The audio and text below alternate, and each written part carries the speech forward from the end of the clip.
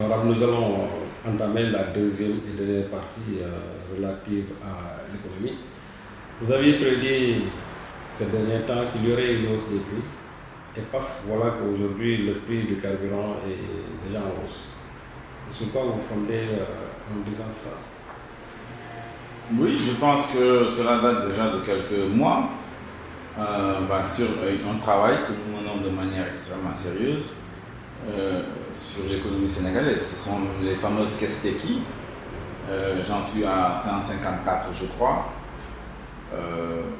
Kesteki qui proviennent d'ailleurs d'une provocation du président Macky Sall. Vous vous souvenez à l'époque, sans doute gonflé qu'il était par le Premier ministre John et ses ministres, je pense qu'il était avec Eliman Khan.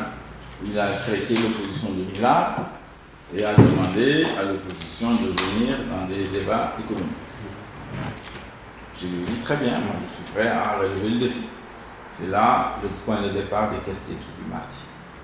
Jusqu'ici, je n'ai jamais eu vraiment de débat sérieux. Et je crois que si c'était un combat de lutte, comme il aime ça, je considère que j'ai gagné ce combat. Alors, donc, nous avons regardé, on suit l'économie sénégalaise, les paramètres, les indicateurs que souvent fournissent les services de l'État. Nous faisons nous-mêmes nos propres enquêtes pour les compléter. Et à partir de 2018, nous avions compris que le Macky Sall, son gouvernement, a accumulé ce qu'on appelle des arriérés intérieurs. Au Sénégal, on appelle ça la dette intérieure.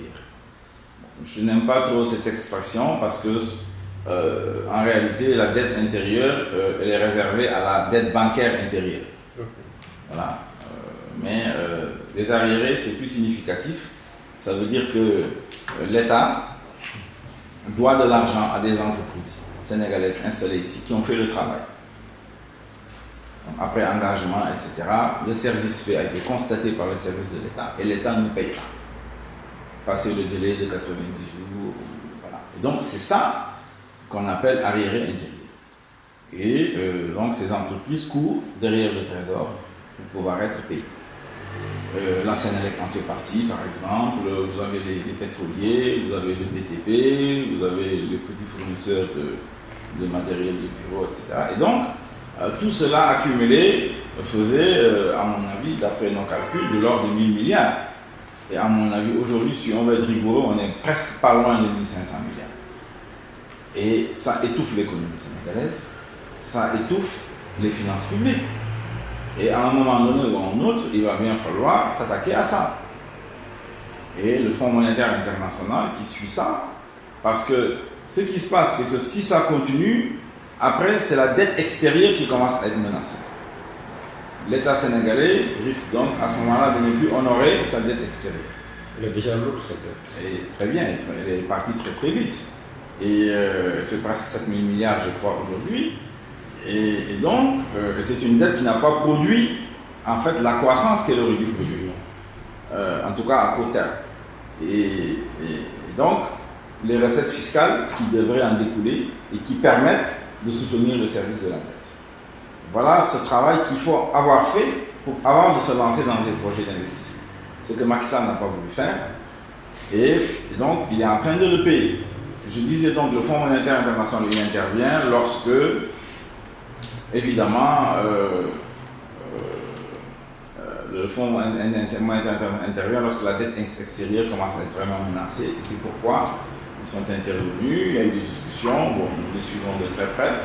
Et aujourd'hui, tout le monde recommande au gouvernement sénégalais de faire l'ajustement.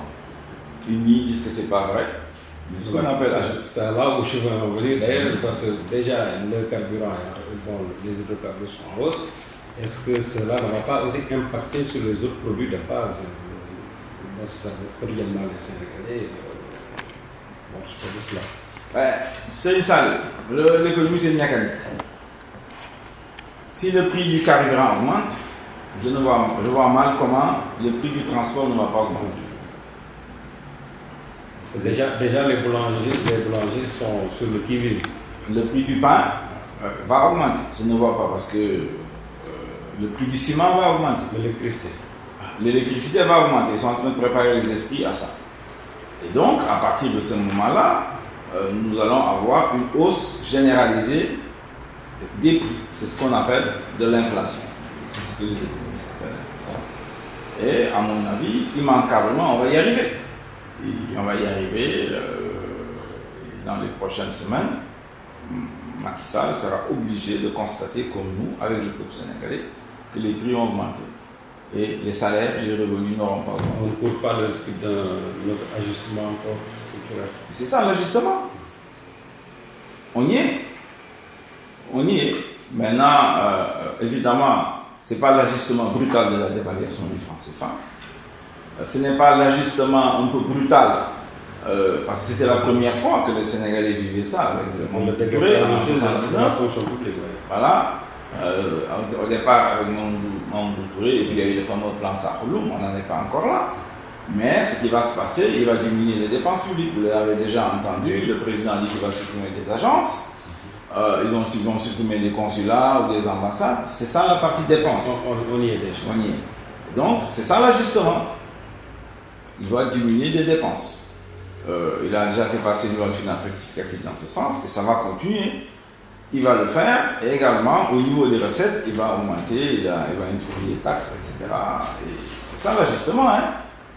On y est déjà, c'est ce qu'il est en train de faire. Maintenant, ce n'est pas la brutalité de ce qu'on a connu en 1980, mais on y est. Tout dépend de l'évolution de la conjoncture. Si les prix du brut continuent à augmenter, et si aujourd'hui on va avoir une mauvaise pluviométrie, son ajustement sera brutal au mois de septembre.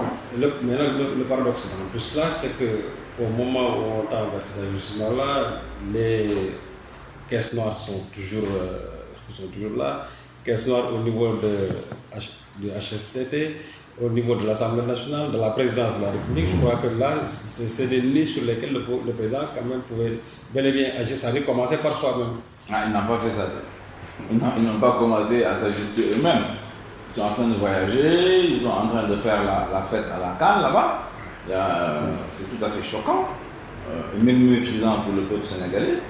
On voit bien qu'on aime le football, on aime notre équipe nationale, on veut qu'elle gagne. Moi-même, je prie pour qu'elle gagne, parce que Sadio Mané, quelque part, c'est un parent, il est de Bambali, du département de Sédhiou, et voilà. Et donc, j'espère qu'on gagnera la coupe, mais ce sera dans des conditions difficiles. Et eux, ils sont allés faire la fiesta là-bas, au frais du peuple. Vous savez, l'ajustement, c'est pour le peuple. Mais eux, ils vont continuer, les 1% comme je les appelle, ils vont continuer à vivre dans leur soi-disant paradis doré. Avec évidemment Macky Sall comme étant l'émir de ces paradis dorés. Sans transition, honorable, nous allons parler de la politique. Récemment, le ministre de l'Intérieur a parlé de la caution à propos des locales. 10 millions pour les municipales et 10 millions aussi pour les départementales. Et au même moment, on est en train de tenir le dialogue politique, le dialogue national politique. Il n'y a pas une contradiction entre vraiment le fait que le ministre, sans pourtant se concerter avec les autres, puisse d'autorité avancer un tel chiffre, sans l'accord bien sûr des partis de l'opposition. Bon, je dois dire, pour être honnête, moi je fais de la politique de manière honnête. Il a convoqué une réunion sur ça avec les partis politiques. Il a également dit qu'aujourd'hui, vu la loi et la réglementation en vigueur, il est obligé de fixer la caution, je pense, 150 jours ou quelque chose comme ça avant l'élection, avant les élections locales. Bon. Et donc, il y a une concertation, il y a une discussion, et c'est à la suite de ça qu'il a fixé cette caution. Est-ce qu'il y a eu un consensus sur la caution? Non, en tout cas, d'après ce que nous a dit, il n'y a pas eu un consensus sur d'abord la caution elle-même et sur le niveau de caution. Ce niveau-là, c'est pour les amis de Franck Timis.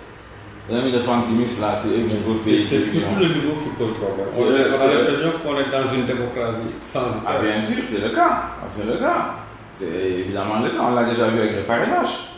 Le parrainage, c'était 10 000 francs à la signature. Hein. Et tout le monde, au vu et au su de tout le monde dans ce pays, la société civile a fermé les yeux. Mon marabout, mon chef religieux, nous n'ont rien dit. Les journalistes On fait profil bas. On fait profil bas. Et ça pourrit notre démocratie. À partir du moment où vous venez voir quelqu'un, vous lui dites, moi je vais être candidat, voilà ce que je pense pour le pays, est-ce que vous pouvez me parrainer? Il dit, non, moi vous me donnez 10 000 francs ou rien du tout. Bon, ça ne marche pas, c'est pas comme ça. C'est de la corruption, ça. Ouais, peut-être que la personne ne sait pas pourquoi que c'est de la corruption, parce qu'il y a le niveau de conscience citoyenne et puis les gens sont fatigués, ils vivent au jour le jour, et voilà. Et donc, c'est à nous à protéger notre démocratie. C'est l'élite politique, ce sont ceux qui sont engagés dans ces questions d'intérêt général, d'intérêt public, à créer les conditions pour sauver ce pays, pour sauver la démocratie. Si on rentre dans ce jeu-là, ça va se terminer très mal, parce qu'on le voit bien, ce que ça va amener, ce sont les forces d'argent, ce sont des lobbies qui ont de l'argent, qui ont leurs propres agendas, qui vont finir par s'imposer. Ceux qui sont autour des réseaux de drogue ou de tout ce que vous voulez, ou alors au service de puissances étrangères, de puissances de dominatrices, qui vont vouloir s'imposer et faire du Sénégal une semi-colonie ou je ne sais pas quoi. Et donc c'est pourquoi nous devons être extrêmement vigilants, en tout cas nous, au niveau du CRD, le Congrès de la Renaissance démocratique, on pèse bien les mots, la Renaissance démocratique. C'est ça dont on a besoin au Sénégal. Le parrainage, on n'en veut pas. La caution, si elle doit exister, en réalité, il faut bien savoir de quoi on parle. Parce que quand quelqu'un aime sa localité, veut travailler pour ses villages, parce qu'il y a beaucoup de villages souvent dans les communes rurales, il est engagé, il a des projets, il a des idées. Pourquoi lui imposer de l'argent? Oui, c'est ça le problème, parce que la caution risque de tuer les candidatures indépendantes. Bien entendu, citoyenne même. Je dis citoyenne, patriotique. Parce que ces candidatures indépendantes aussi, elles peuvent être manipulées, soit par le pouvoir en place ou par des lobbies. Mais il y a des citoyens honnêtes qui aiment leur village, qui aiment leur commune, qui voudraient s'engager pour... J'en connais par exemple là, vers un département de Bunkiling. Il y a des communes là-bas qui sont très engagées. Je connais des personnes qui se battent contre la destruction de la forêt, qui m'ont souvent saisi, qui me disent que c'est la catastrophe. Et c'est la catastrophe, si vous connaissez cette zone. La forêt a été dévastée. Que ces personnes-là veuillent s'engager et défendre ce qui reste de la forêt et s'engager à ce qu'on reforeste ces communes, c'est légitime. Vous leur demandez 10 millions, vous leur demandez 5 millions ou 1 million, ils ne les ont pas. Ils les ont pas, mais ils peuvent avoir les populations, ils peuvent avoir des programmes, ils ont leur volonté, ils ont l'intelligence, l'énergie. Je crois que ce serait un drame de les écarter parce que ces personnes n'ont pas d'argent. Pour nous, où vont les choses? Vous ne pensez pas qu'il y a risque de reporter les cas? Moi, je pense que c'est ce que veut Macky Sall.